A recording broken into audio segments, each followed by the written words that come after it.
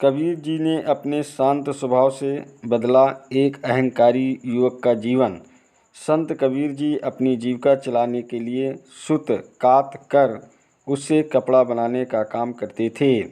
वह बहुत ही विनम्र और शांत स्वभाव के व्यक्तित्व के स्वामी थे। उनके बारे में यह बात प्रचलित थी कि उन्हें गुस्सा नहीं आता था। एक बार एक साहूकार के पुत्र ने उनके स्वभाव को परखने का निश्चय किया। वह अपने मित्रों के साथ संत कबीर जी के पास पहुंचा। उसने कबीर जी से एक साड़ी का मूल्य पूछा। कबीर जी ने साड़ी का मूल्य 10 रुपये बताया। इतना सुनते ही लड़के की खुराफात शुरू हो गई। उसने कबीर जी को क्रोध दिलाने के लिए साड़ी के 2 टुकड़े कर दिए। अब वह लड़का साड़ी का एक टुकड़ा हाथ में पकड़कर बोला कि मुझे केवल साड़ी का एक टुकड़ा ही चाहिए। बताओ, आधी साड़ी का मूल्य क्या लोगे? कबीर जी विनम्रतापूर्वक कहा, 5 रुपये। इतना सुनते ही लड़के ने इस बार फिर से आधी साड़ी को 2 भागों में बांटा और उसका मूल्य पूछा। कबीर जी शांतिपूर्वक बोले कि अब इसका मूल्य केवल 2.5 रुपये है।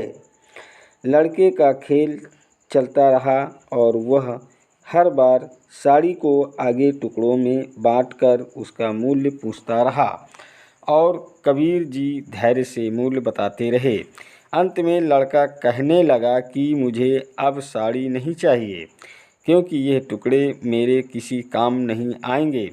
कबीर जी ने शांत स्वभाव से लड़के को उत्तर दिया कि वे टुकड़े अब तुम्हारे तो क्या किसी के काम नहीं आएंगे।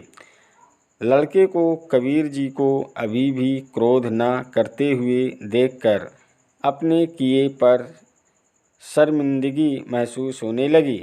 लड़का ने कबीर जी से कहा कि मैंने आपका नुकसान किया है, इसलिए मैं इस साड़ी का मूल्य चुकाना चाहता हूँ।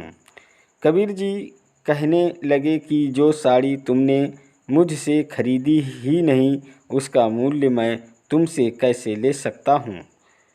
लड़का अमीर साहूकार का पुत्र था, इसलिए पैसे का घमंड दिखाते हुए बोला कि मैं तो धनी व्यक्ति हूँ, इसलिए इस साड़ी का मूल्य चुका भी दूंगा तो मेरे धन वैभव में कोई कमी नहीं आएगी। लेकिन तुम तो एक निर्धन जुलाहे हो, तुम इतना नुकसान कैसे सहोगे? इस साड़ी के टुकड़े टुकड़े करके मैंने ही तो बर्बाद किया है, इसलिए साड़ी का मूल्य मुझे ही चुकाना चाहिए।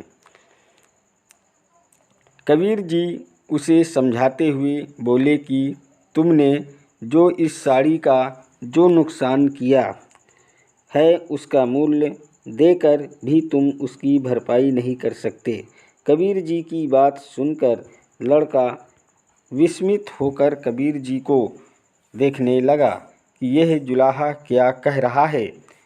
यह मूल्य चुकाकर भी साड़ी का नुकसान की भरपाई नहीं कर सकता। कबीर जी ने उसे बताया कि जरा सोचो कि सबसे पहले किसान ने कितनी मेहनत से इस साड़ी के लिए प्रयोग होने वाली कपास को उगाया होगा। मेरी पत्नी फिर इस कपास को बीना और उसका सूत काता होगा। उसके बाद उसकी रंगाई की गई और उसके पश्चात उसको बुना गया। इस सब की मेहनत तो सभी सफल हो पाती जब कोई इस साड़ी को पहनता, लेकिन तुमने इस साड़ी के टुकड़े टुकड़े कर दिए। अब तुम ही बताओ कि इस साड़ी का मूल्य चुकाकर तुम इस घाटे को कैसे पूरा कर सकते हो। लड़के की इतनी उद्दंडता के पश्चात भी कबीर जी ने शांत और सौम्य स्वर से उसे समझाया। अब लड़का शर्म से पानी पानी हो रहा था। वह कबीर जी के चरणों में गिर गया और क्षमा मांगने लगा।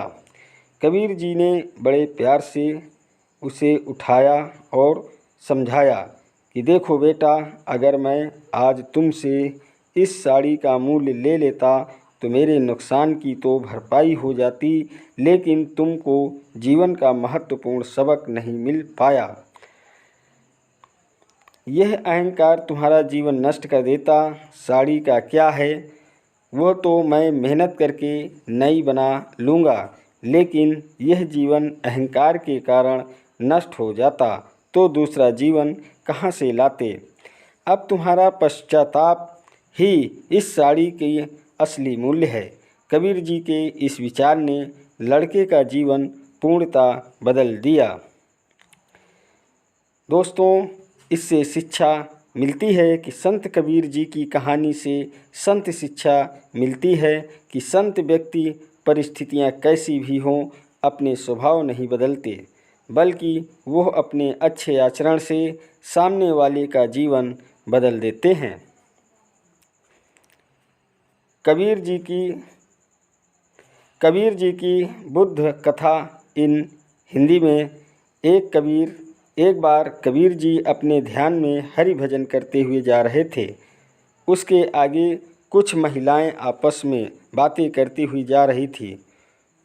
उनमें से एक लड़की का नया नया रिश्ता तय हुआ था, इसलिए उसके ससुराल से शगुन के तौर पर एक नथनी आई थी।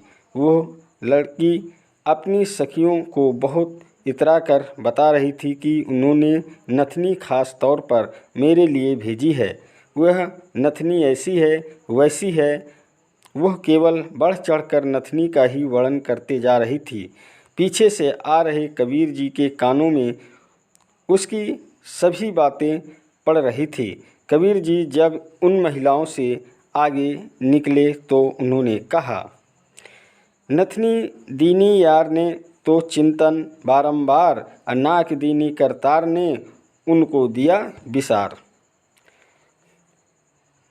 उनके कहने का भाव था कि उसके होने वाली पत्नी ने नथनी तेज भेजी तो उसके बारे में बहुत बार वर्णन किया जा रहा है, लेकिन जिस ईश्वर ने उस नथनी को पहनने के लिए नाक दिया है उसको वो भूल गई है। हमारे साथ भी अक्सर यह होता है कि सांसारिक सुखों में हम इतने मग्न हो जाते हैं और ईश्वर ने हमें जो दिया है उसके लिए हम उसका आभास व्यक्त करना भूल जाते हैं। कबीर जी की पगड़ी की कहानी। संत कबीर जी के बारे में एक किंवदंती है कि एक बार संत कबीर ने बड़ी मेहनत से सुंदर पगड़ी बनाई। वह उस पगड़ी को बेचने के लिए बाजार चले गए। उन्होंने ऊंची ऊंची आवाज़ लगाई, शानदार पगड़ी, शानदार पगड़ी। उनकी आवाज़ सुनकर खरीदारों ने उसका भाव पूछा।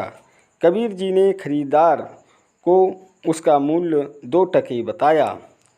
अच्छी तरह से पगड़ी की निरीक्षण करने के पश्चात वह बोला कि 1 टके से में बेचोगे। कबीर जी ने इनकार कर दिया।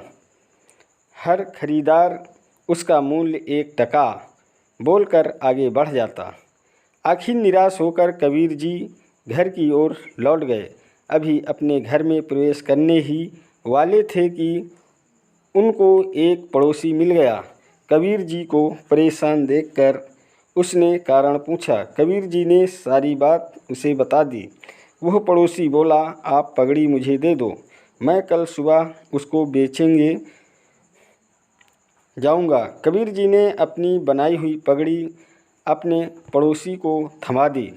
अगले दिन सुबह पड़ोसी बाजार पहुंचा और ज़ोर ज़ोर से आवाज़ लगाने लगा, जानदार पगड़ी, शानदार पगड़ी, 8 टके की पगड़ी।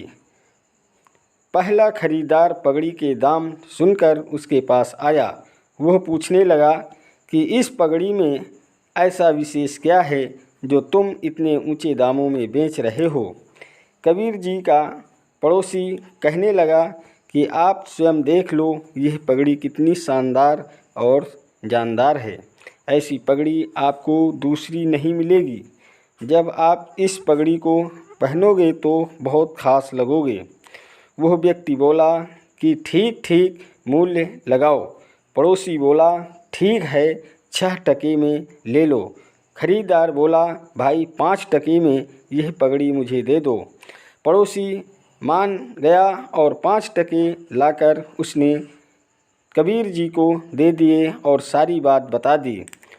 तब कबीर जी को के बोले कि सत्य सत्य गया पाताल में, झूठ रहा जग छाए, 2 टके की पगड़ी 5 टके में जाए। इस संसार में ऐसा बहुत बार होता है जब सत्य उचित कीमत पर नहीं बिकता और झूठ अक्सर ऊंची कीमत पर बिक जाता है।